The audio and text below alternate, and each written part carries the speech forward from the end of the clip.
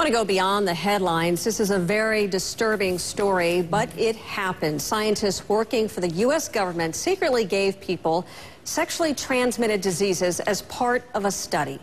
It happened during the 1940s after World War II. At least 5,500 people in Guatemala, including prisoners, mental patients, and children, were experimented on. 1,300 of those were exposed to STDs, including syphilis and gonorrhea. 83 people died during those experiments, and the goal of the research was to determine whether taking penicillin after sex would protect against those sexually transmitted diseases. It was a medical priority at the time, especially in the military. Well, last fall, President Obama ordered a review of what happened, and now that panel has come out with its report. Joining us is the head of that panel, the Presidential Commission for the Study of Bioethical Issues. Amy Gutman is also the president of the University of Pennsylvania. Professor, first of all, explain to us what your panel has learned about this, perhaps even the most disturbing information about what your panel discovered. A group of medical researchers, doctors and scientists working for the American government between 1946 and 1948 treated their fellow human beings in a way that can only be characterized as egregious and shocking. There were gross violations of human rights. They did not obtain the consent from any of the people they were using for research in Guatemala. And those people included some of the most vulnerable populations in Guatemala: mental patients, soldiers, children. How did they infect them?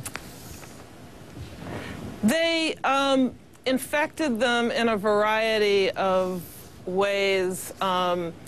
They infected them, some of them using commercial sex workers who they also infected with syphilis or gonorrhea. They, in one case, is so graphic that it's hard to actually speak about it, but one woman who was a mental hospital patient, they inoculated in her arm syphilis, and when she developed symptoms, Dr. Cutler wrote in his journal that it looked like she was dying.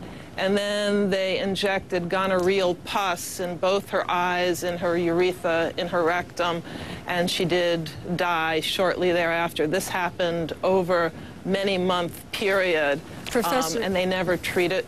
They never treated her.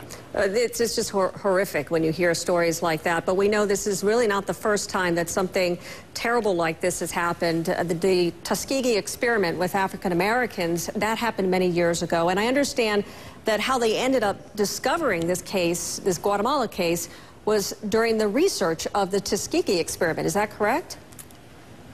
Yes. Susan Reverby, who is doing research on Tuskegee, discovered some documents. The Presidential Commission has subsequently combed through over 125,000 pages of documents and discovered that some of the same researchers who were involved in Tuskegee, which was not an inoculation study. What happened in Tuskegee was a group of African-American men were known to have syphilis, and they were not treated. In this case, this group of researchers actually actively inoculated people and did not obtain their consent. And earlier, in an experiment in Terre Haute, Indiana, they took pains. They knew that they did have to ethically and legally obtain a